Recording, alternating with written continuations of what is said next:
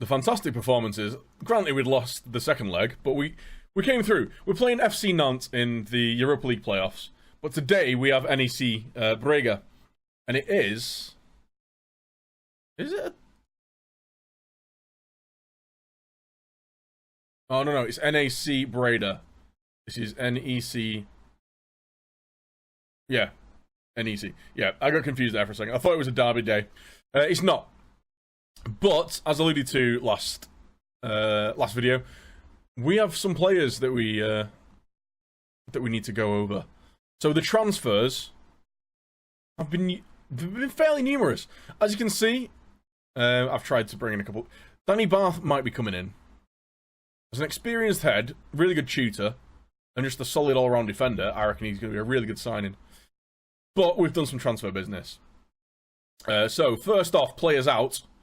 We let Dennis Duarte go, who was one of the best performers for us last year. We managed to get 2 million for him. I really wanted to bring in... I only really want to have one older, experienced centre-back, and I want them to be a good tutor, which is why Danny Barth's coming in. Dennis Duarte isn't that. He's fairly professional, but he's got really poor determination. His work rate's not great. He doesn't like big matches. There's a load of things that he's not too great at. He's not... You know, he's not what I want to be tutoring the young defenders at the club. So he's going. We also sold Yunus Namli, who a couple of years ago was a fantastic player for us. But right now, last season he wasn't amazing. He was good without being outstanding. And I think we've got better options now. Also, Josh Pask, we let him go. The main reason was he was on huge wages. He was our highest earner, and it was causing us issues offering Kamara a new deal because we couldn't offer more than £775,000 to players at this point, and Josh Pask was on that. Kamara had locked out on his contract offer. Match highest earner clause, so we couldn't offer him the same amount of money. It just wouldn't let me offer him a contract. So that was one of the reasons we wanted to let him go. Plus, again, he's not the most determined player. He's got decent determination, but he's not very professional. He doesn't like big matches again. And he gave away some stupid penalties at the end of last season. So, to be honest, I was looking to shift him on. I was hoping to get a little bit more than 1.3 million. But we got 1.3 million for him. We spent quite a lot of time trying to shift Josh Pask, and getting 1.3 million for him was a pretty good deal, I think. On to the two more bit part players last year. Julian Caller. I'm just making sure my mic's on after the fiasco the other week. Julian Caller didn't really play much last year. He was good in our promotion season, but he didn't do a fat lot last year. We got 400k for him. I think that's a decent outgoing. Same with Luca Parodi. He was solid at right back, but he's 27 now. He was on a fairly high wage. We could move him on. He wasn't amazing. He spent a fair bit of time injured as well.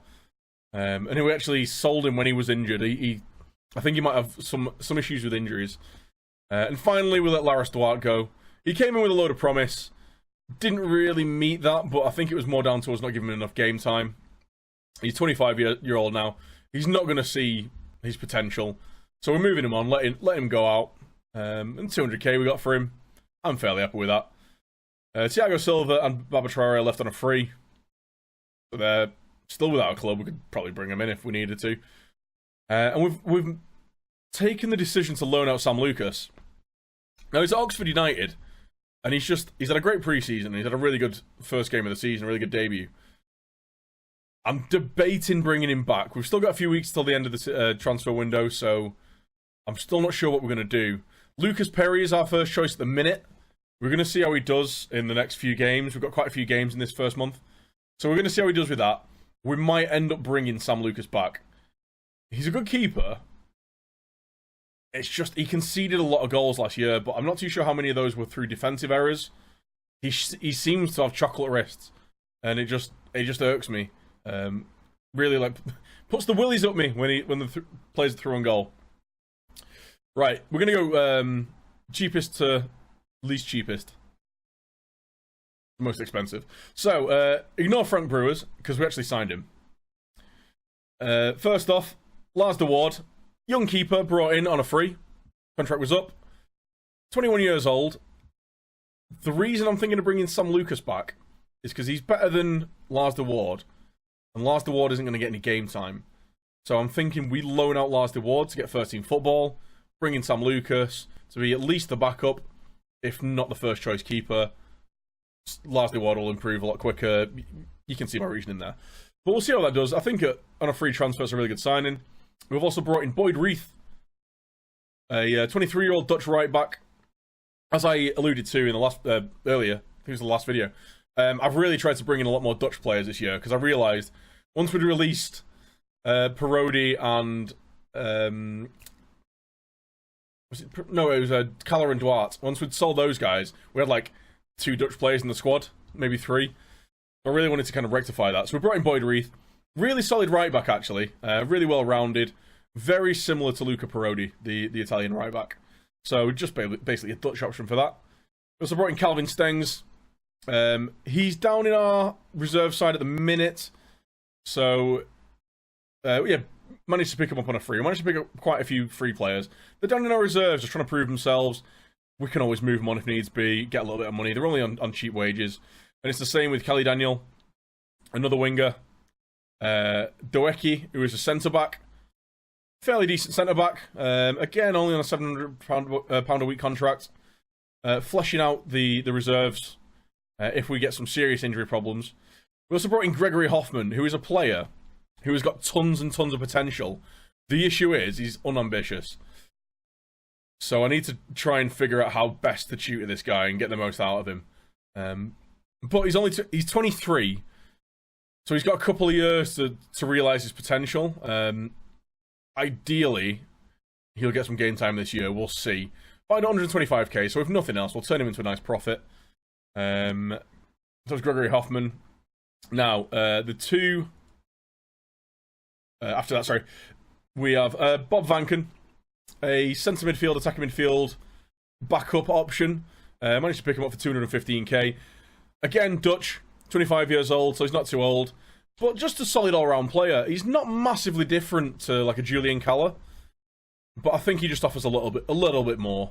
He can play all over the midfield, and he can cover on the right wing as well. 215k, decent signing. We brought in Mitchell van Bergen. This is our latest signing because we've just had an injury that I'll take you through in a second. But Mitchell van Bergen's come in. He's not the quickest of guys, but really good first touch, composure, flair, off the ball is really good. He's got good technique. We're retraining him on the left-hand side to play as an inside forward and training his finishing. 4-star potential, so I think this kid could be a really good signing, especially for 300k. He's on the transfer list. Now, 2 big signings. We've actually spent a fair bit of money here. I think we've broken our transfer record twice. So Frank Brewers, the player that we brought in on loan initially, we managed to free up a load of transfer budget, basically. 5-star potential player. Played really well in the preseason. He's only 18 years old. Great determination. He's resolute. And hopefully he's going to turn into a top-class player. He's improving all the time. Like I say, at a great preseason. 7.97. In the Europa League, made his debut in the Europa League and played really, really well. I really think this guy's going to turn into a really decent little player. He has got, I think, a relegation release clause, and that's it. I don't think we're going to be getting relegated, so I think that'll be okay. And finally, Bukaib, or Bushib Zeriu, another Dutch player, central midfielder, advanced playmaker, decent passing, decent vision, good teamwork, flair. He's good at free kicks, he's got good decisions, good physicals. I really like the look of this kid. I'm going to give him as much game time as possible. Hopefully he'll progress, reach his 4-star potential. But another really nice option to kind of rotate in with Van der Haag. We've also got Kevin Parle as well to play as an advanced playmaker. So really good depth in midfield. And midfield was where we were weakest at the end of... Well, after we'd let a few players go. We'd let quite a lot of midfielders go, and I think the re-strengthening job that we've done is very good. So yeah, that's the team. Like I say, we've got a couple of players on the way. Especially, Danny Barth. We tried to side Sead Haksabanovic. I think I didn't murder that. We even got him to pay 5 grand of his wages, and we offered him a contract, and he wanted ludicrous money. We couldn't get him to agree. I put in another offer where they were going to pay 10 grand of his wages up for the remainder of his contract. And he wouldn't talk to us about wouldn't talk to us. So I think I am going to go back in a few weeks and see if he's kind of lowered his demands a little bit. But we'll see how that goes. But as I say, today's game is versus NEC. We're going with the same side. It's played really well in the qualifiers.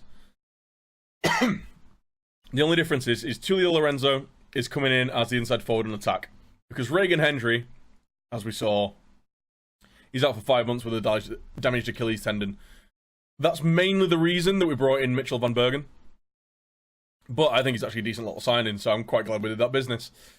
But anyway, onwards to the game, I guess. It's home game day. First game of the season. And I've inadvertently gone 1 to 11 in the team numbers. What are the chances of that?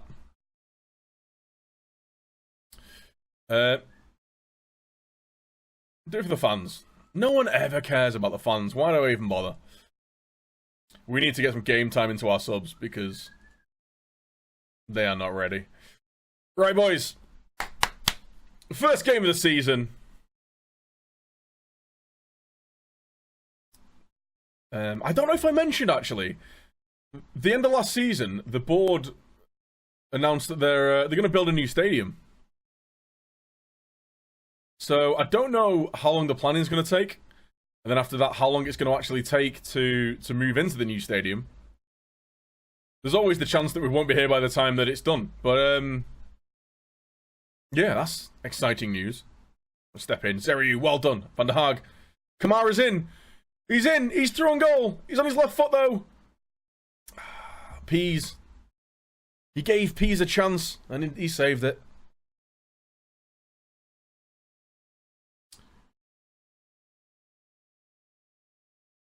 Back out.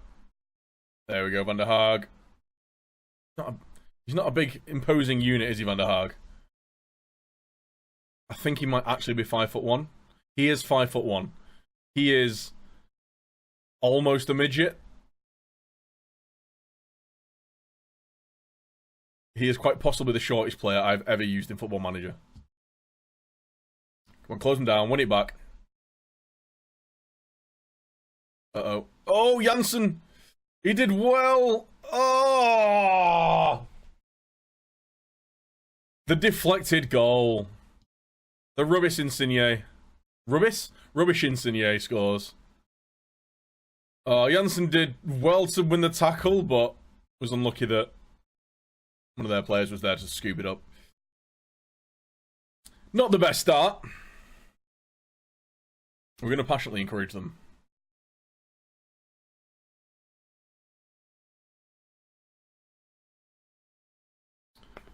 Okay, Van der Haag with the ball in. Nothing comes of it. There are you. Van der Haag, can we get a good ball in? Brewers, far post! He saves again.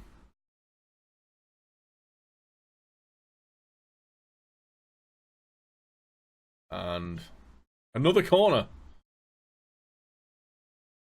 Who had a bet on over 7 corners? Because it's 25 minutes in and we've had 6. And it's another corner.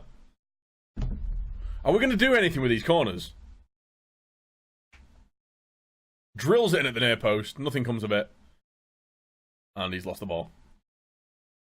We're playing pretty well. We're not playing badly.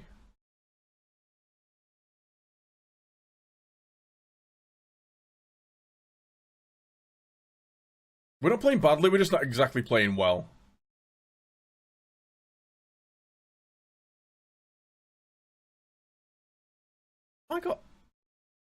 I had extended highlights on because it's taken... feels like it's taken forever to get to the half hour point. Right, Janssen, Van der Haag. Van der Haag through Lorenzo. Lorenzo! Oh!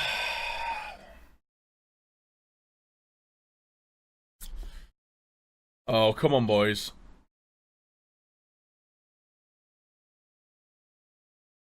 Can do better than this. I want to see a much better showing in the second half. I'm not going to change anything. We're playing pretty well. We've made a few chances. We were unfortunate with the goal that we conceded.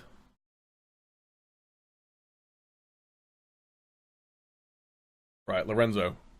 He cut inside. Yes. I do wish he'd use his pace a little bit more. That was a poor shot.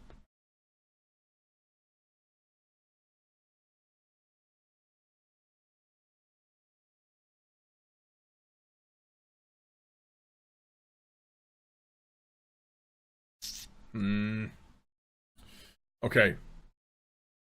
I'll give it to 60 minutes before I start making any changes. Like, Lorenzo. He's a good player. He ain't half greedy, though.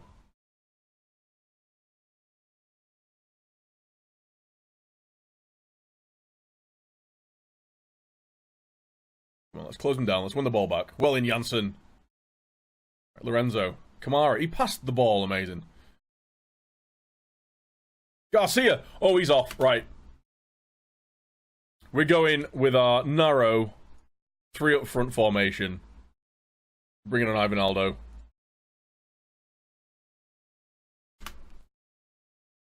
We are going to fire this ball up to our front 3.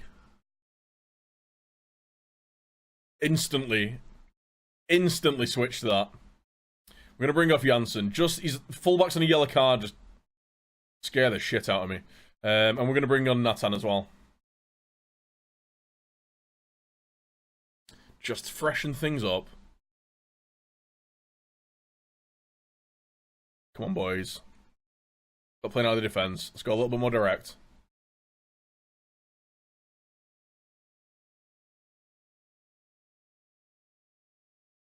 Oh, come on. They've got 10 men. Right. We're going to have to score from a set piece here. Brewers. Zeriu. Lorenzo. To Kamara! Oh my god. 14 shots, 6 on target, 2 clear-cut chances, 3 half chances. We've hit the woodwork. And Pease has had a fantastic game. Like, fair play to the guy. We're going to put the ball into the box. We're already playing at a higher tempo. There's not really much else we can do.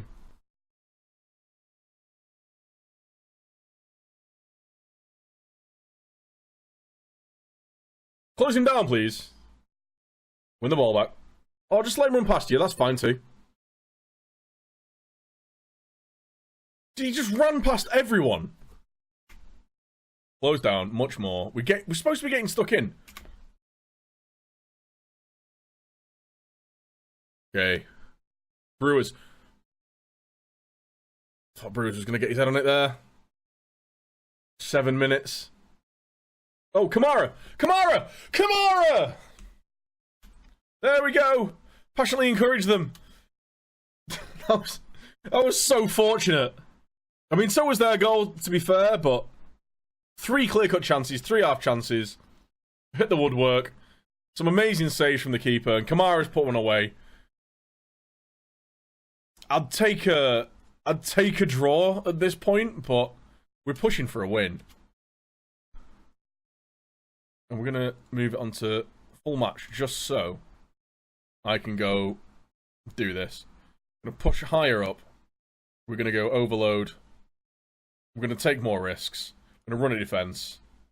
I'm going to be more expressive.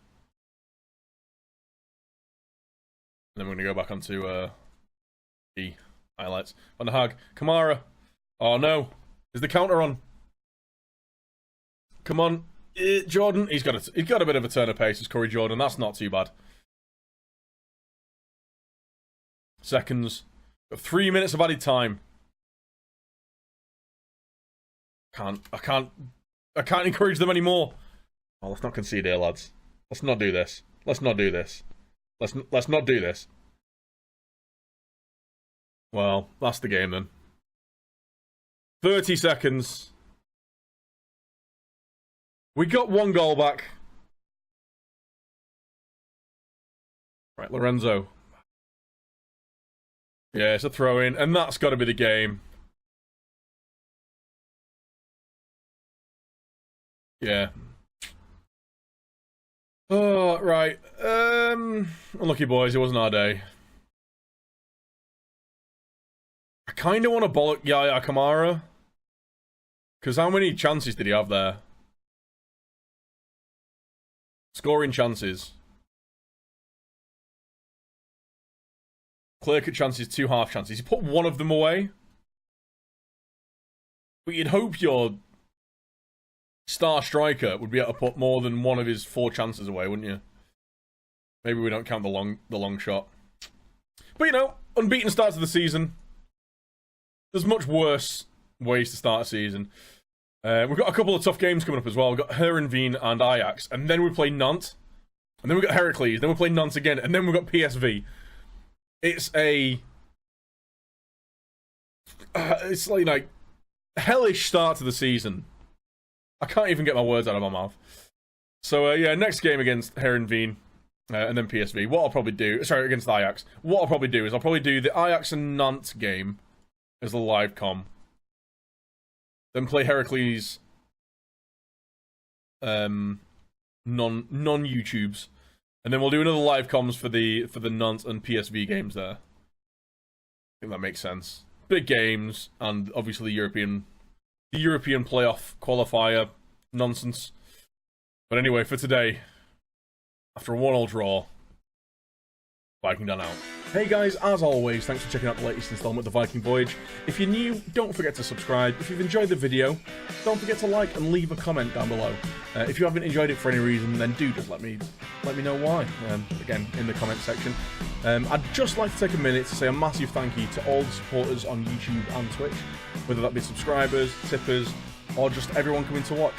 Without your support, I couldn't do this, and I really do mean that. Thank you so much. If you'd like to tune in to see the Viking Voyage unfold live, you can do so on the Twitch channel. The link is just below the video. We're live most weekdays from around 7 PM GMT, so it'd be great to see you drop in. Also, don't forget to follow on Twitter, as well as join up on the Discord channel. Again, links are just down below. Thanks again once again, guys, and I'll see you all next time.